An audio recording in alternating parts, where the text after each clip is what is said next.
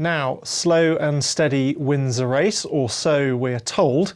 But there's one fund manager out there who's looking for tortoises rather than hares. Alistair Wittet is manager of the 5-star rated Comgest Growth European Compounders Fund.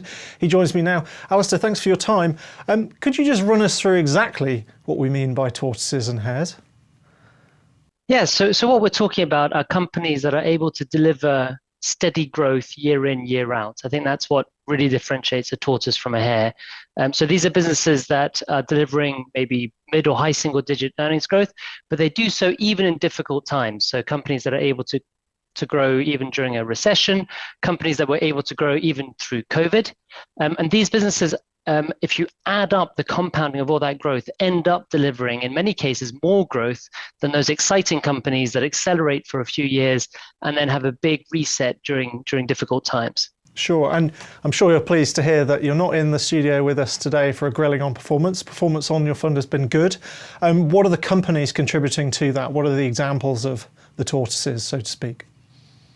Yeah, there's a few. I mean, if we take very long periods of time, a company like Nestle is a classic tortoise. It's not that sexy. People don't talk about it that often, but it's a business that, let's say, over the past 20 years, has delivered steady 6% on average earnings growth per year.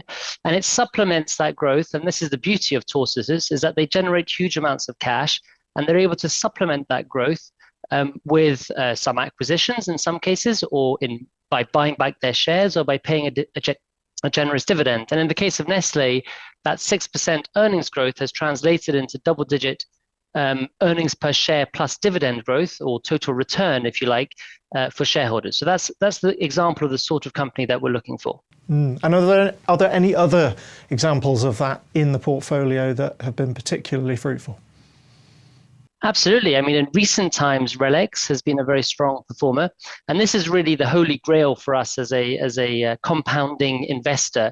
Are those businesses that are able to compound at a steady pace, but then even go through periods of acceleration. And RELX is a classic example of a business that has been accelerating as they have continued to better package the data they have and sell that data better. And so they've been going through a multi-year acceleration of growth, and that has, of course, been accompanied by a re-rating of the shares. And just finally, I understand you have a relatively interesting technique for categorizing the impact of AI on the companies that you invest in. Could you tell us a little bit more about that? Yeah, so we try not to be too clever about this. This is an emerging technology, and we have to stay humble as to the impacts of that technology. But what we can do is categorize the portfolio into 3 very broad buckets. The first bucket being those businesses that we think are least likely to be impacted. These are the businesses that are selling products, Hermes bags, Louis Vuitton bags, or bottles of whiskey or cognac in the case of Pernod Ricard. So those are businesses that we think will be least impacted. There will be some impacts, but it will probably be quite minimal. And that constitutes 2/3 or so of the portfolio. Then we have 1/3 of the portfolio where we think either there will be a quite clear positive impact, or where we think the impact is less clear and therefore we need to be quite vigilant. So where do we see a positive impact? Companies like ASML or Accenture. These are businesses that will benefit from the move to AI as they supply either services or products to their customers in that space.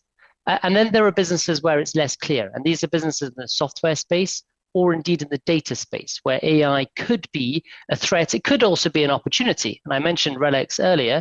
For now, it's proving an opportunity for RELX. But that's just a bucket where we're having to be where we think we need to be a little bit more vigilant. So those are the 3 buckets that we have. Interesting. Thank you very much. For more on equity investing and indeed the parables for modern investors, check out any of our editorial websites internationally. Until next time, I've been Ollie Smith for Morningstar.